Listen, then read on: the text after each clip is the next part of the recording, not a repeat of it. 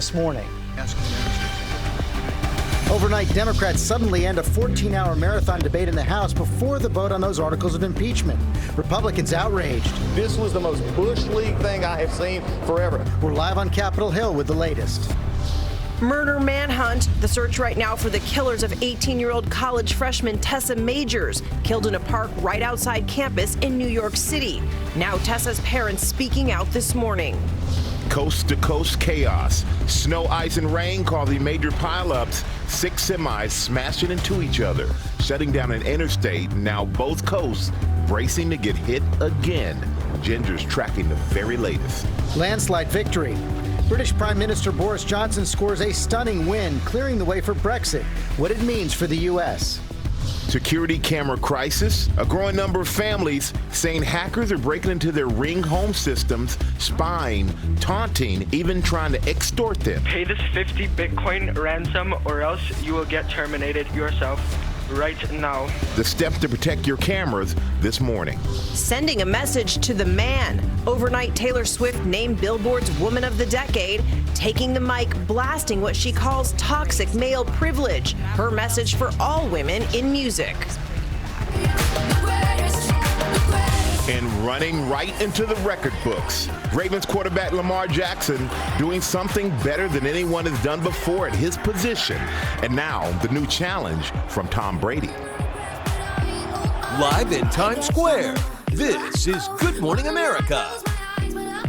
Good morning, America. It's great to have you with us on this Friday morning. And Lamar Jackson of the Ravens, he was excited to break that record last night. Yeah, you mentioned Tom Brady. We're not going to tell you any specifics about the challenge other than to give you a clue. It involves rollerblades. That's all I'm going to say. We've got a lot of news to get to this morning. That is some clue. We do. We're going to begin with that drama in Washington. Late last night, House Democrats delayed a vote on impeachment after a marathon 14-hour debate, infuriating the Republicans. Both parties back at it this morning, planning for a vote today, the final step before a full House vote on impeachment. Terry Moran joins us now from Capitol Hill. And Terry, it's pretty clear Democrats didn't want to get accused of hiding this vote in the dead of night. They did not, and they were concerned Republicans were exploiting delaying tactics to force that vote in the dead of night. It went deep into the night. It was bitter and acrimonious. At times, members on both sides covering themselves in the mud they were hurling at each other. So when top Democrat Jerry Nadler decided to postpone that vote until this morning, well, that started a fight, too. Overnight, an unexpected and abrupt break in the action. I want the members on both sides of the aisle to think about what has happened over these last 2 days and to search their consciences before we cast our final votes. After 14 hours of heated debate, Democrats delayed a historic vote to approve charges against the president and send them to the full House for a vote. The committee is in recess. Chairman, So typical. this is the kangaroo court that we're talking about. Republicans were outraged, seemingly blindsided by what they consider a procedural cheap shot. This was the most Bush League thing I have seen. They want to shine in these cameras, get prettied up, and then vote. The decision to delay the vote is a fitting end to a bitter 2-day brawl in the House Judiciary Committee, spurred by Republicans repeatedly trying to amend the articles of impeachment and weaken the allegations. Those efforts were stamped out by Democrats. It's so obvious that it is a last-minute, after-the-fact, desperate scramble to cover up the president's wrongdoing. And I tell you what, we're not falling for it. Trump's allies in the House are now looking forward to the Senate trial where their party is in control. The Republicans in the Senate will call Hunter Biden. They will call the whistleblower. And you better wait and see what the American public does when all of the facts are out. But Senate Majority Leader Mitch McConnell laid out his plans to quickly dispose of the impeachment in the new year, confident in the Senate outcome. There's zero chance the president obviously would be removed from office, and I'm hoping we'll have no defections at all. And that is what it looks like, rock-solid Republican support. And the messier and dirtier this gets, probably the more it helps Republicans. The president knows that. He's already out tweeting this morning, congratulating what he calls the sheer brilliance and the unity of the Republicans. The plan this morning is that they will have a vote beginning supposedly at 10 a.m., but stay tuned. Yeah, that is the plan. That could get upended in many different ways. Meantime, Terry, the president does seem to be on the verge of announcing this expected U.S.-China free trade agreement. That's right. He is announcing that there is a deal in the offing, a big deal with China that will take care of most of the issues, not the hardest ones, but most of the issues between the two countries in this 19-month trade war that has really damaged both countries' economies. But we have heard this kind of thing before, the president announcing that they're on the verge of a deal, China pulling back. But right now, markets reacting very positively. Jerry Moran, thanks very much, Michael. George, now to the manhunt underway after the murder of an 18-year-old college freshman, Tessa Majors. Killed in a park here in New York City, police are poring over surveillance footage, even searching in a nearby pond for clues. Ariel Reshef is in Morningside Park with the new details. Good morning, Ariel.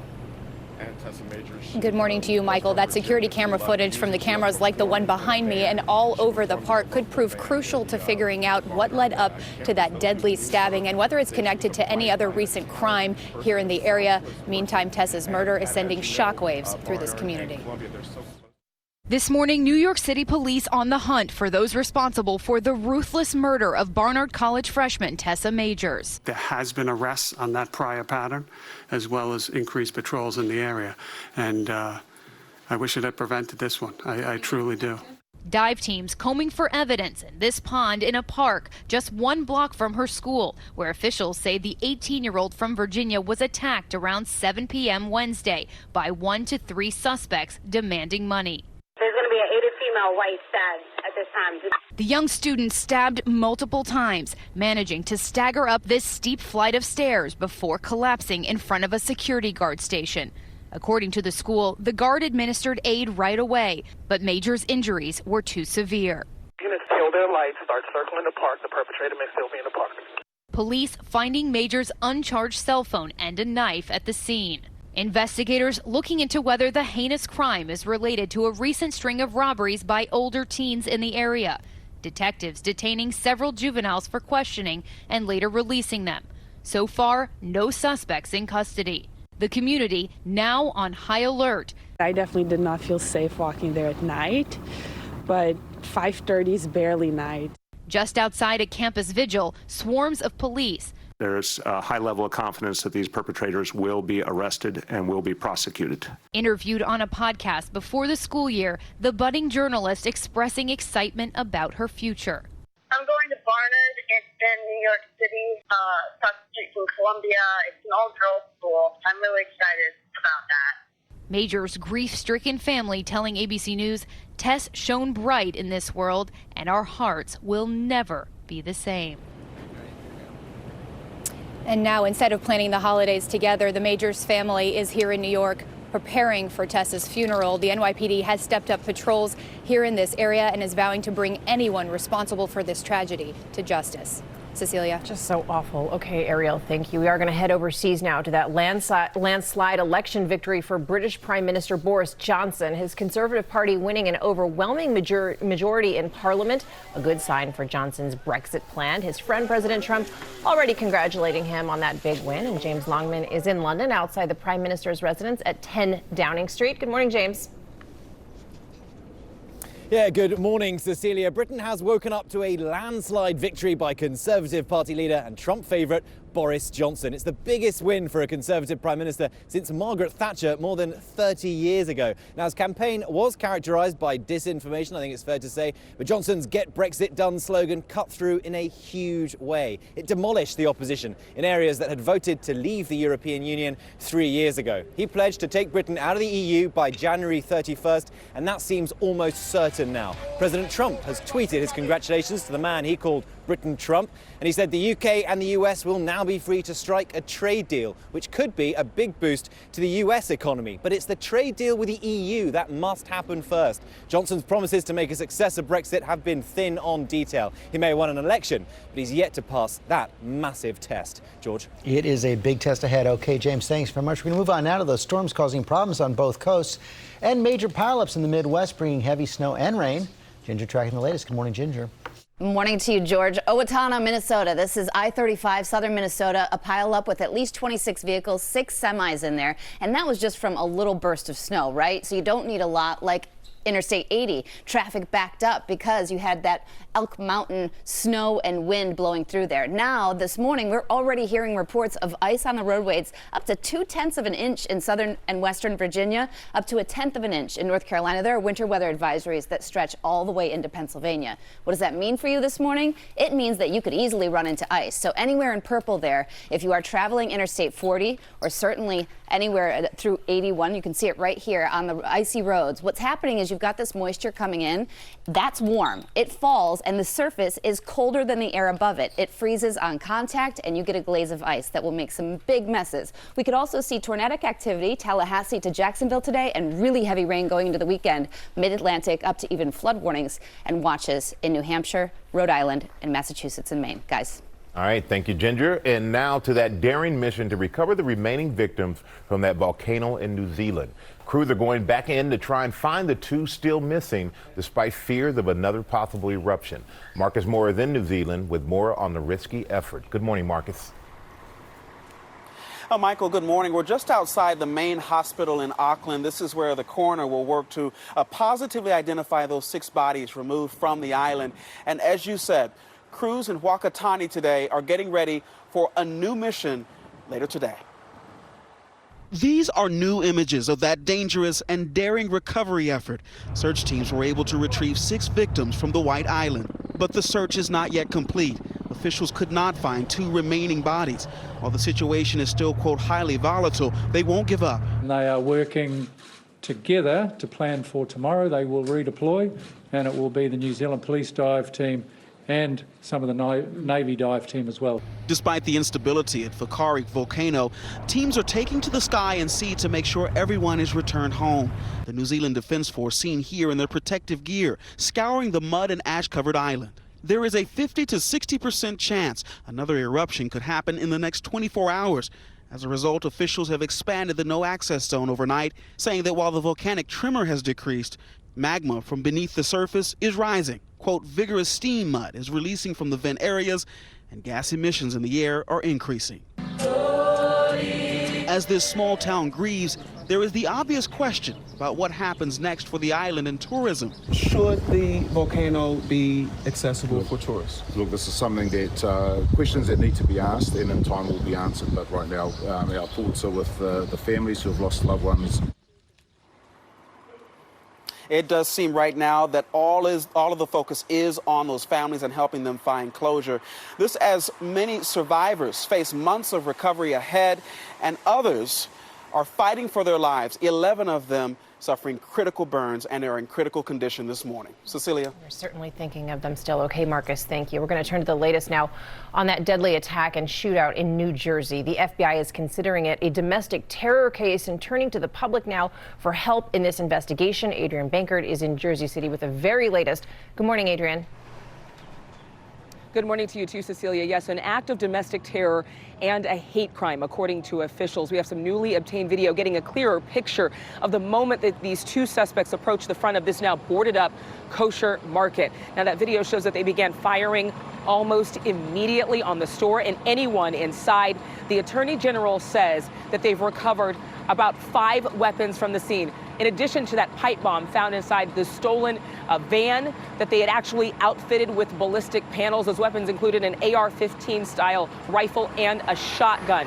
We also see in surveillance video the sole survivor of these killings, David Lax, running in panic from the store, the suspects shooting at him as he was able to flee. He told me he came face to face with one of those shooters, pushing their arm away, redirecting the gun for a moment, and then able to run as fast as he could out of that store. He says that the Jewish community just wants to see the store reopened. They appreciate the community's help. The FBI asking for the public's help now with any photos, any video, any information, including a vehicle that could be registered in David Anderson's name that would help them in this investigation. George? Okay, Adrian, thanks very much. We're going to move on now to that message from Taylor Swift overnight, blasting what she calls toxic male privilege as she won Billboard's Woman of the Decade Award.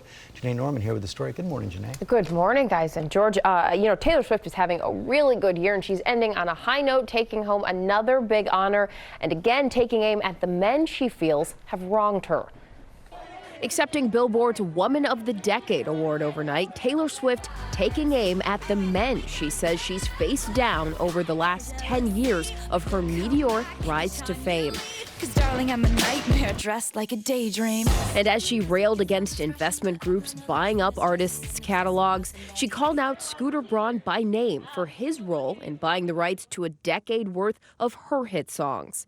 And of course, Scooter never contacted me or my team to discuss it prior to the sale, or even when it was announced. I'm fairly certain he knew exactly how I would feel about it, though. And calling out other singers and industry professionals who came to Braun's defense in the wake of the controversy.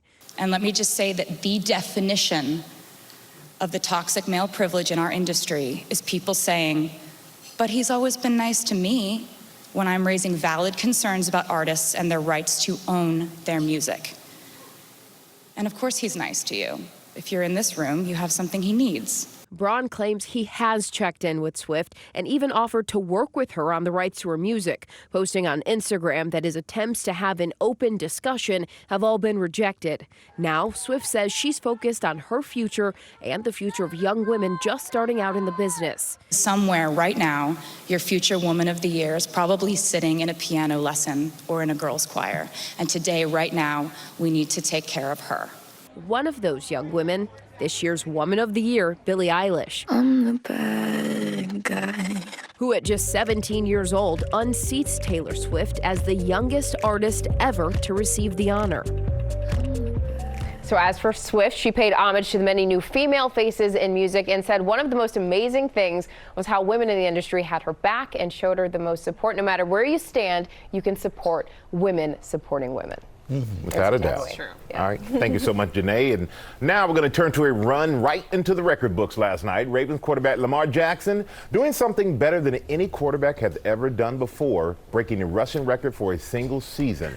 TJ Holmes is here with all the details. This is kind of cool. He actually threw 5 touchdown passes last night, and arguably that wasn't the highlight of Lamar Jackson's night. All right, Lamar Jackson on this run, nothing too dramatic or special about it. But hit at the end. Oh, yeah, he's going to remember breaking the record. But yes, after that run, he now has the all-time mark for the most rushing yards in NFL history in a season for a quarterback. He surpasses a mark that was set in 2006 by Michael Vick, who he says was his childhood idol, his hero growing up. Now, after this game, check this out. A lot of the players wanted to do a jersey swap. You've seen this plenty of times over the years, Stray. But he couldn't just take off one jersey. He brought a box of jerseys, and he was signing them, giving them to a lot of guys. So he's handing them out. Smart. After, this is a good way to go, right? Yeah, don't give away the one you set the record in. So everybody's chiming in on this, and our control room is going crazy about this Tom Brady tweet. So let me tell you what Tom Brady said about all this.